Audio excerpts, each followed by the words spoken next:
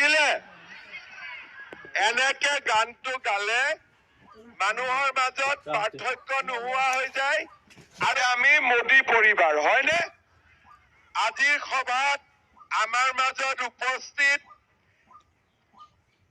গোৱালপাৰা জিলা ভাৰতীয় জনতা পাৰ্টিৰ সভাপতি ভিগু ৰঞ্জন ৰাভা ডাঙৰীয়া ৰাভা হাছং স্বায়ত্তশাসিত পৰিষদৰ CM টংকেশ্বৰ ৰাভা ডাঙৰীয়া টিনামণি দৈমাৰী ডাঙৰীয়া জিতেন দাস ডাঙৰীয়া দীপক নাথ ডাঙৰীয়া দীপাংকৰ নাথ ডাঙৰীয়া জয়দেৱ ৰাভা ডাঙৰীয়া ধৰ্মেন্দ্ৰ বড়ো ডাঙৰীয়া পংকজ ৰাভা ডাঙৰীয়া মনোজ ৰাভা ডাঙৰীয়া হিতেশ পাটগিৰি ডাঙৰীয়া ফণীন্দ্ৰ ৰাভা ডাঙৰীয়া মানস বৰা ডাঙৰীয়া প্ৰবোধ কলিতা ডাঙৰীয়া দিগন্ত ৰাভা ডাঙৰীয়াকে আদি কৰি মঞ্চত উপবিষ্ট বিশিষ্ট ব্যক্তিসকল আই মাতৃসকল এৰি দিয়ক বাইদেউ আপুনি মোৰ ইকলটো নাপাব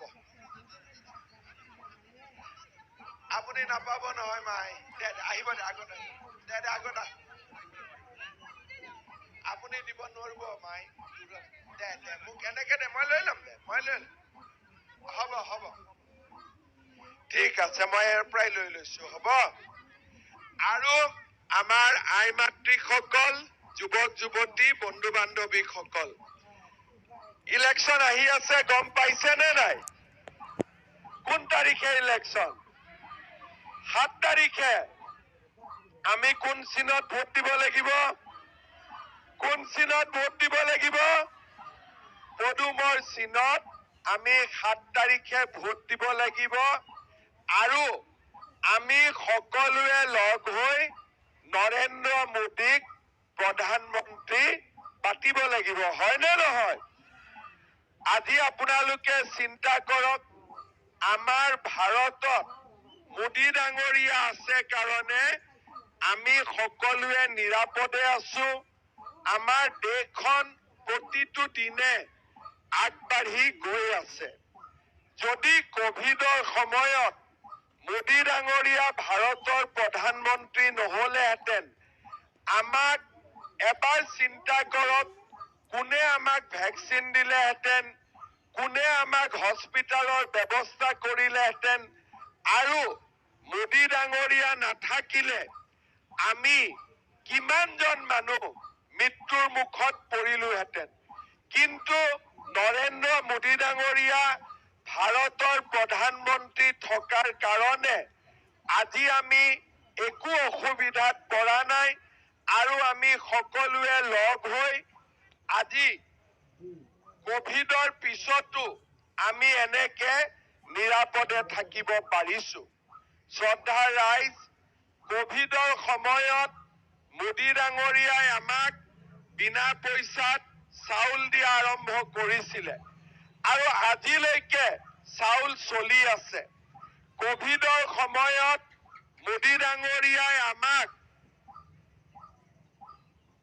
আয়ুষ্মান ভাৰতৰ কাৰ্ড দিছিলে যে 5 লাখ টকালৈকে আমি বিনামূলীয়াকৈ ট্ৰিটমেন্ট কৰিব পাৰো আৰু আজিলৈকে আমি ৰেচন কাৰ্ডখন থাকিলে কাৰ্ডখন দেখুৱালে আমি মেডিকেলত 5 লাখ টকালৈকে বিনামূলীয়া ট্ৰিটমেন্ট ল'ব পাৰো শ্ৰদ্ধা ৰাইজ মোদী ডাঙৰীয়াই আমাক উজ্জ্বলা গেছ দিলে গাঁৱে গাঁৱে বিদ্যুতৰ পোহৰ আনিলে আৰু আমাক জল জীৱন মিছন আঁচনিৰ অধীনত বিশুদ্ধ খোৱা পানী দিলে মোদী ডাঙৰীয়াৰ আশীৰ্বাদত অসমৰ ৰাইজৰ আশীৰ্বাদত মই 3 বছৰ আগতে মুখ্যমন্ত্ৰী হৈছিলো সেই সময়ত মই ৰাইজক কৈছিলো যে ৰাইজ আপোনালোকে যদি মোক চৰকাৰ কৰিব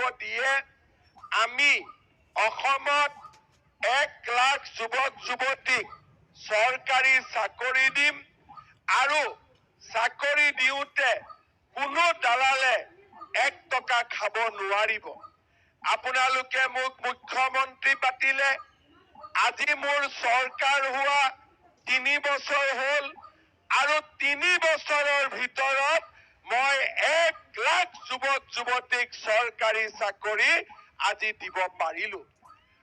আৰু এই যে চাকৰি দিলো, কোনো দালাল নাই, কোনেও 1 টকা খাব পৰা নাই। আজি চাকৰি কোনে পায়? ঠেলা চালকৰ ল'ৰা, ৰিক্সা চালকৰ ল'ৰা, দুখীয়া মানুহৰ ল'ৰা। আজিৰ সভাত মই আকৌ এবাৰ আপোনালোকক কৈছো যে মোৰ 1 লাখ চাকৰি দিয়া হৈ গ'ল। অহা এবছৰৰ ভিতৰত মই আৰু 50,000 ল'ৰা ছোৱালীক চৰকাৰী চাকৰি দিম। 50,000, 1 লাখ হৈ গ'ল, আৰু 50,000 ল'ৰা ছোৱালীক আমি চৰকাৰী চাকৰি দিম। শ্ৰদ্ধাৰ ৰাইজ, আমাৰ যেতিয়া অসমত কংগ্ৰেছ চৰকাৰ আছিল, কংগ্ৰেছে আমাক কি আঁচনি দিছিলে? ধুতি, লুঙি, সূতা, আঁঠুৱা আৰু কম্বল। হয়, দিছিলে, লুঙি দিছিলে, আঁঠুৱা দিছিলে, সূতা দিছিলে আৰু কম্বল দিছিলে। আমি ধুতি লুঙি ৰাজনীতি নকৰো। আমি ৰাইজক কি কৈছো যে ৰাইজ, আমি অৰুণোদয় দিম। অৰুণোদয় মানে 1250 টকা বেংকৰ একাউণ্টত প্ৰত্যেক মাহে আমি জমা দিম। মানুহে আমাক বিশ্বাস কৰা নাছিলে, কিন্তু এতিয়া এনেকুৱা দিন হৈছে যে কংগ্ৰেছৰ লিডাৰেও আহি মোক কয় যে আমাৰ গাঁৱত 2-4টা অৰুণোদয় দিব লাগে বুলি। হয় নে নহয়? আপোনালোকৰ কোনে কোনে অৰুণোদয় পোৱা নাই? হাত দাঙকচোন। পোৱা নাই? কোনে কোনে পোৱা নাই? আৰু এবাৰ হাত দাঙক। বা, লাগিবনে নাই? এতিয়া লাগিবনে নাই? লাগে যদি মনে মনে কিয় বহি আছে? কবতো লাগে লাগে বুলি। হয় নে নহয়? সঁচাই লাগিবনে? লাগিব? আচ্ছা, অৰুণোদয় দিলে মই কি পাম? ভোট। ভোটটো বিজুলীয়ে পাব, ভোটটো মোদীজীয়ে পাব, কিন্তু অৰুণোদয় পালে মই আপোনালোকৰ গাঁৱত মোক ঘোষ হিচাপে নাৰিকল লাৰু, মুড়ি লাডু খুৱাব। হ'ব? হ'ব? মোৰ বেছি ডিমাণ্ড নাই, অকণমান ডিমাণ্ড। এটা নাৰিকল লাৰু মৰমত খোৱালে কাম হৈ গ'ল। হ'ব? চবৰে আছে? আচ্ছা, ৰেচন কাৰ্ড নোহোৱা কোনোবা আছে নেকি? আপুনি আছে, 2-4 জন আছে। ঠিক আছে, আপোনালোকৰো নাই? আপোনাৰ নাই, আপোনাৰো নাই। ৰ'ব, তাৰ পৰাই ক'লে হ'ল নাই।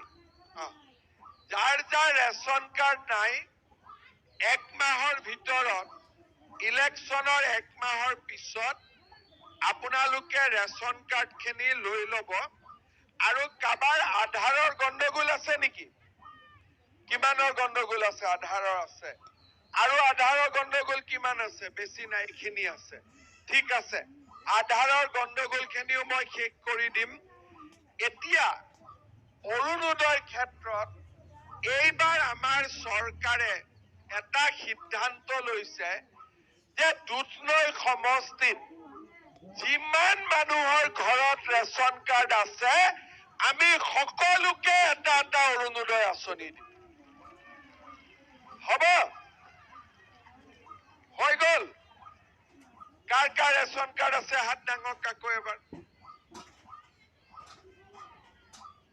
কি? ৰেচন কাৰ্ড থাকিলে হ'ল আৰু নাম মই সোমাই দিম না, 2জন। এতিয়া যাৰ যাৰ ঘৰত আছে, সেই ৰেচন কাৰ্ডৰ মহিলা গৰাকীৰ নামত ইলেকশ্যন